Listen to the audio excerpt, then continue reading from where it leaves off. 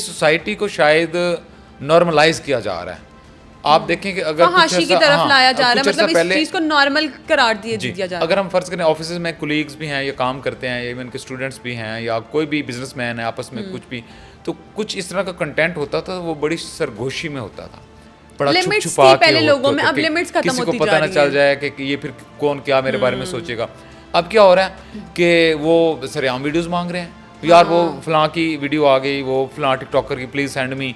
तो साथ फीमेल बैठी है भाई, साथ कोई खातून बैठी है, वो बिल्कुल नहीं रही। हमारे यहाँ इस चीज़ को प्रॉपर एक तरीके से, एक मुनज़्ज़म तरीके से जो मीडिया है या जो सोशल मीडिया है, जो मुख्तलिफ ऐप्स हैं, प्लेटफॉर्म्स हैं, उसको यूँ लगता है कि ये इतना उसको वायरल करी जा रहे हैं कि वो चीज़ नॉर्मलाइज हो जाए सोसाइटी के अंदर। कल को कोई ऐसी वीडियो अगर आती भी है किसी की मजीद, तो वो लगे कि ये तो रूटीन का काम है। नवंबर के मंथ में हमें 3-4 ऐसे केसेस मिल रहे हैं ऊपर नीचे,